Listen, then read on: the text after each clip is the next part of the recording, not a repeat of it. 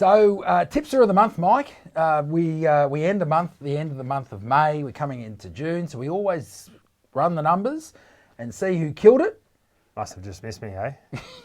No Michael Gannon going to be mentioned in this top 5. But here is the top 5. We've got 4 punters and 1 media tipster. I wonder if that's a bit of an omen for what's to come.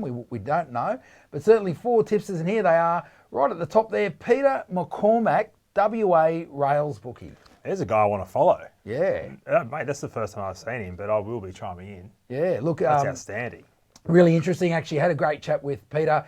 Asked him how it's been going. The book, he reckons the punters are killing him because at Belmont in the last 2 Saturdays, 13 of the 18 winners were favourites. Yes, he's done his ass, he's got hammered, but then he's obviously got it back because he's flying. So ebbs and flows, hey Pete, that's fantastic. Yeah, absolutely. And Good on you, mate. Matthew Templeton there, going by TPG Tempo. Yep. He's into Sounds his like sectionals. an internet connection, but anyway. Yeah, look, can tip a winner. They put their own aliases in, as you know. Love it. Kobe O'Brien, he's mixed up with the Guerin stable there in Toowoomba, so big hi to those guys out there. He's, look, very interesting. Geez, they can find a winner in Toowoomba. Yeah. Oh, yeah, okay. Absolutely. Any inside mail? We'll let that go. Let that go, okay. Sounds like a bit of experience on that, Mike. But look, interesting there with Kobe, who does his sectionals, adjusts them for various factors, but then overlays, adjusts them for track conditions, I should say, and then overlays things like speed maps and so forth. But we see that a lot with some of these sort of pros, and those guys are really into their form. They're sort of doing the computer stuff and then overlaying it with things like speed maps and other sort of less black and white factors. Sharp. Like it. And he's also back romancer. $120. Talk me through that. Yeah, look, it was interesting. We had a great chat with him.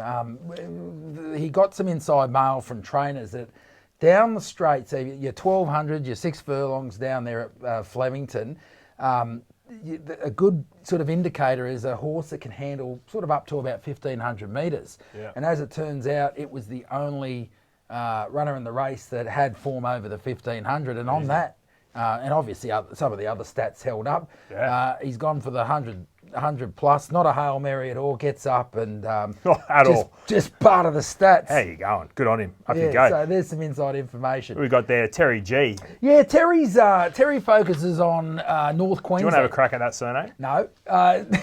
He focuses on North Queensland, and interesting again, mate, the whole focus story, Mick, where you focus on stuff.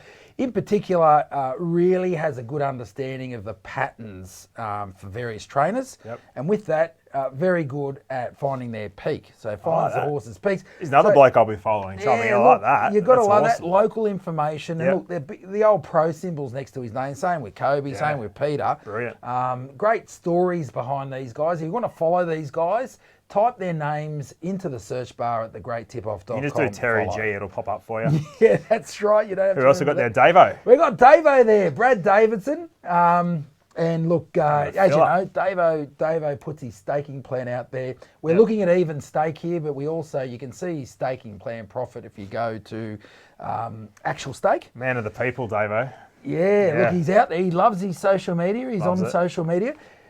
Bit of an interesting insight with Davo. Yeah. Apparently, depending on how he goes at the races, that determines whether or not he's going to take his fiancée, I believe now, out for dinner that night. That's some insight that we got on Davo. Well, so, mate, I did see him take his misso out on a bus on the way to a date night once. So lift, Brad. That must have been the day where he wasn't going so well. But I want to know. I've got a question for Davo. What happens when it's the anniversary? Yeah. And he's on the punt and he's got his staking plan, doesn't go to plan. Yeah. Does that mean it's KFC and chips at home, or what goes on there? Magic noodles. Everyone, we know the rules. Davo, you got to come back to us on that one, mate. What's the story? What happens if you go bad on the punt? Special celebration with the missus. Are we going out with a special restaurant, or is it KFC at home? Also, I'll tell you what I want to note about Davo. His accountability is up there as well. He's one of those guys. He loves it. Yeah, no, he is. And that's a real good thing. And look, he does mention that, and he's mentioned that in past interviews around the place. And look, great for the great advertising for the GTO because that's where you're going to find out exactly. Well, we what's hold going on. everyone accountable to their tips out there. It's fantastic. Absolutely, and Davo's never one to go backwards from it. So it's good to see. It's fantastic.